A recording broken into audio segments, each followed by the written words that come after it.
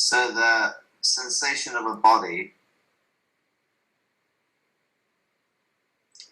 That still happens. So there's still the sensation of this body appearing, but who experiences that?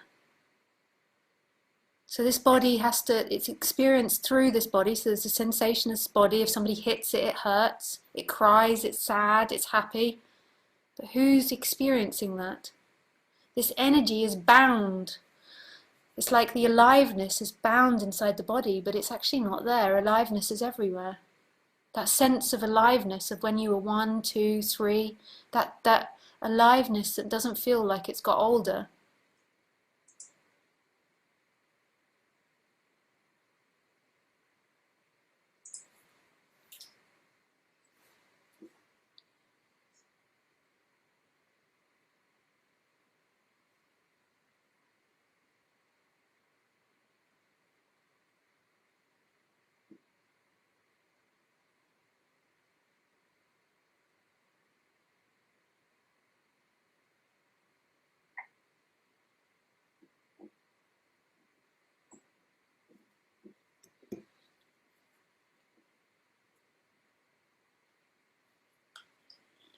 So it feels like there's a energetical presence, like along the back of my head and along my back, which is where things are. And I'm just wondering if that is, that's there. What do you mean that's where things are? Like that's where everything is being perceived from. It's not, yeah, it's not true. But that's often like in awareness teachings, that's what they teach you, is back there. Or even in your own personal experience, you feel like it's coming from the back. But it's actually, the experiencer is everything, is that which is experienced. It's a fake energy that appears with this illusion of self, that there's a reference point in this. The experiencer is the experience. So sight doesn't come from anything.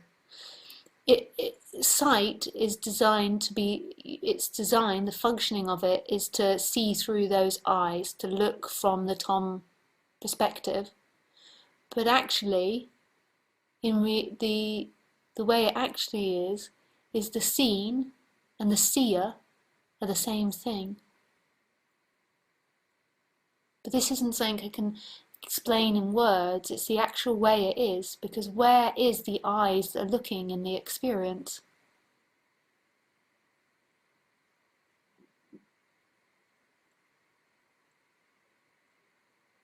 The same with the feelings, the same with the smelling and the breath and the taste. They're one and the same thing.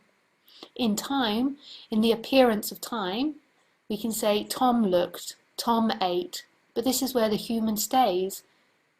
And that's not the truth. That's the illusory time world which the human uses to function, not the reality. So you're saying it's the illusory world and it's not actually the case? No. But I don't understand why it isn't the case when it appears to be the case. No. What appears to be the case is what is, in every instant. And in the instant, the seeing and the seen are the same thing. The interpretation of the brain says, Tom sees. Tom is 20-something years old, and he's studying computer mechanics. And that is the untrue.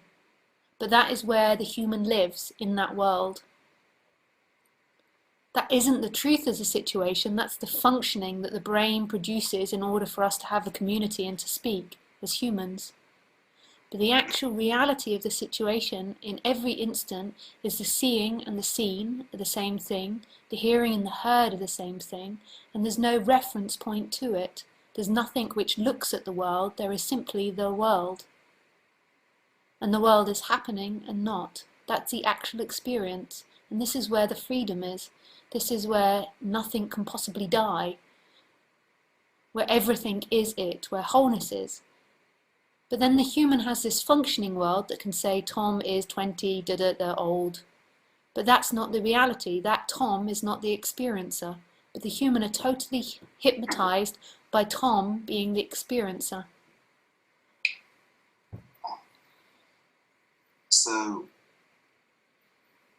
you're saying the distinction that appears as me Yeah. and the world is Inaccurate. but not just inaccurate, also Not true. the way not the way it is, but the way it is in that it appears in the way it is.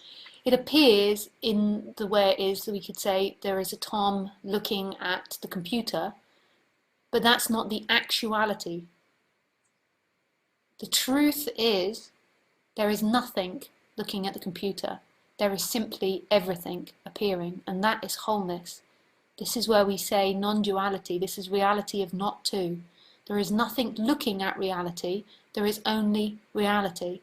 But in the world, in that appearances, we have this complication where we can say Tom looked at the computer. But there's not actually something separate looking at the computer in reality. It's just our way of communicating as humans. We've taken that to be reality though. And we're so lost in it, we're convinced that the table's a table. The chair's a chair, a human's a human. But these are just neural pathways lined up which spark on and da-da! The chair's a chair So, suddenly. Things don't come from anything, is what you're saying. Not from anything in the appearance. They come from nothing. But in the appearances, it seems to go one thing to another, like an endless circle. In the world of nature, everything is always transforming one thing to another.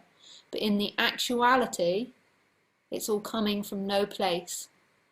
It's like a kaleidoscope.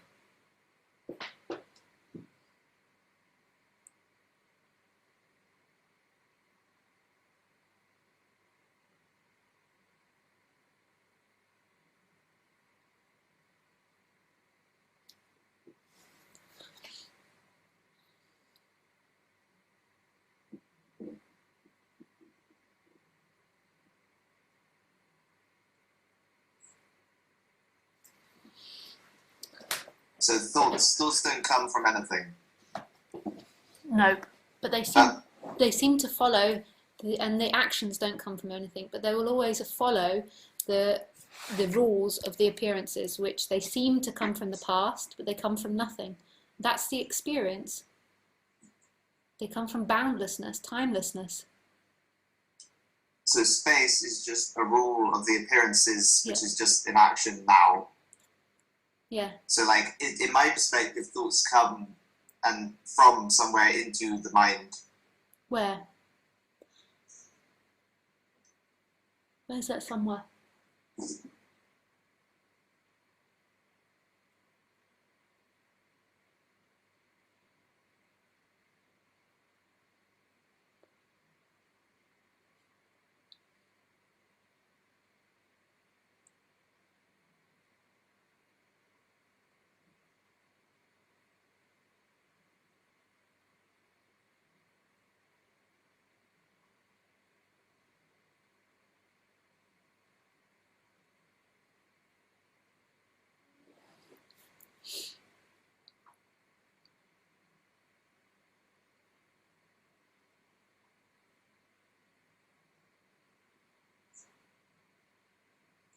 So they're occurring in space.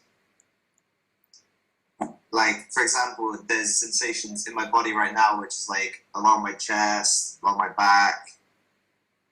Those aren't actually in my body, real physically in my body.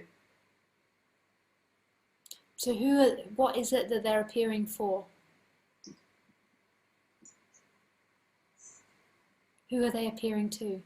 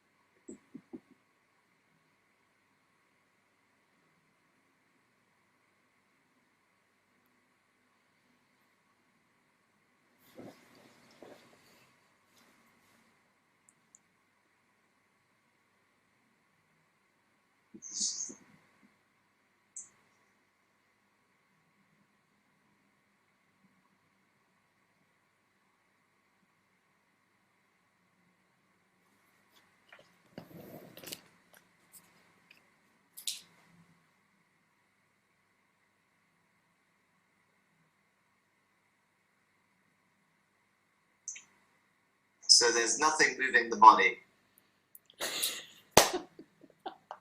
No. But this nothing is total mystery. It's